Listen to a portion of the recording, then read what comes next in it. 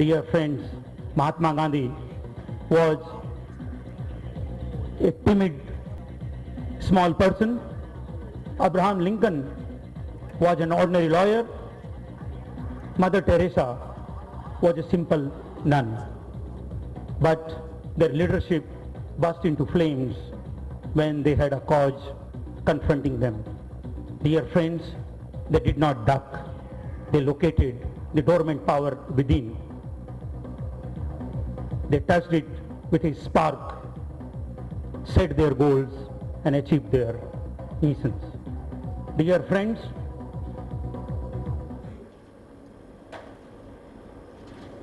having found his inner strength, a good leader doesn't compete with others. He competes with himself.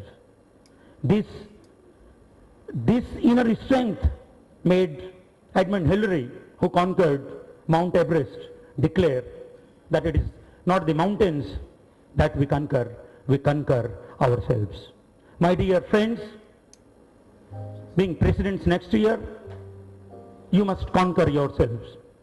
You must locate the dormant power within, and with the inner strength, my dear friends, lead with conviction, determination, commit yourself absolutely and fully, and take your clubs to still greater heights.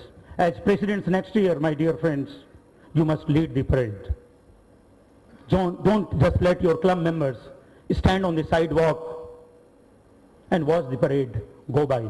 Use your leadership and get them on the bandwagon and show the way.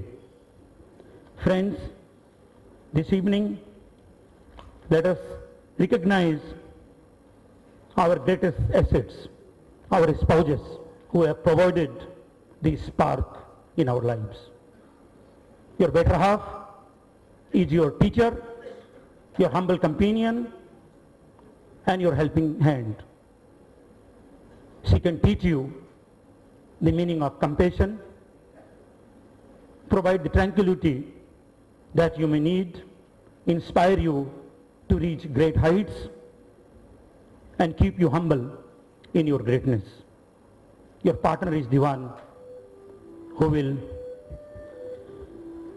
help you in softening some of the sharper corners. And I can tell you, my dear friends, this evening, mine is not only my helping hand, but also my true guide, a person who always pushes me forward when things look good, but holds my hands when things look difficult.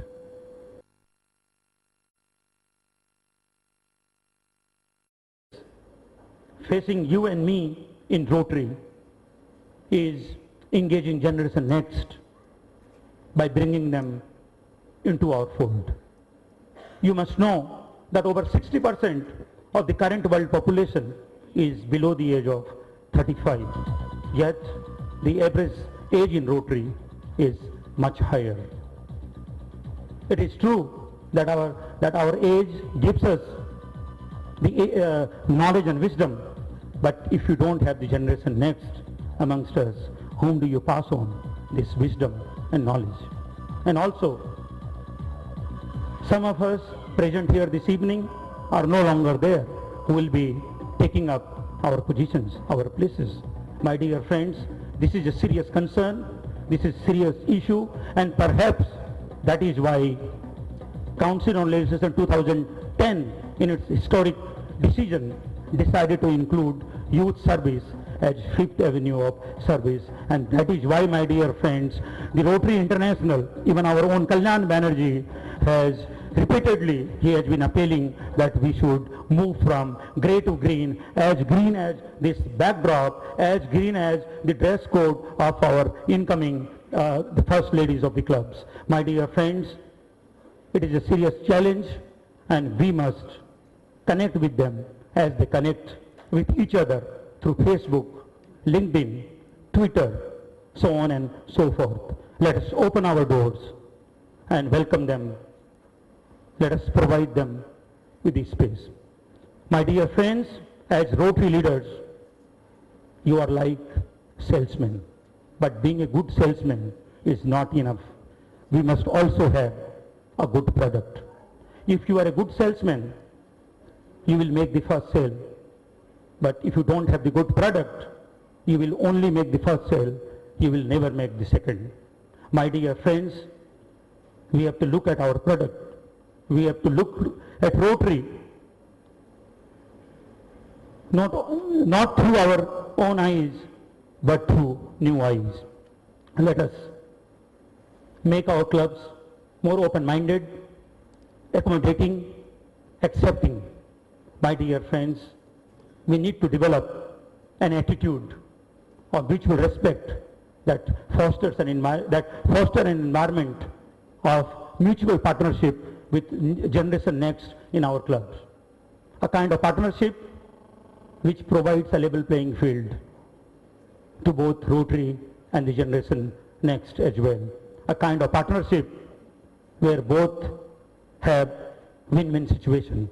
A kind of partnership where the youth contributes to our service projects, service planning, by bringing in much needed energy and enthusiasm, and in return Rotary help them in developing a better human being, a good citizen, and an effective leaders in their own vocation and professions. Friends, in today's world, information and communication is as valuable as hard currency for those striving to succeed, where rapid technological advances are changing the way we do our business, even spend our leisure times, and even shop. My dear friends, the same could be true for Rotary.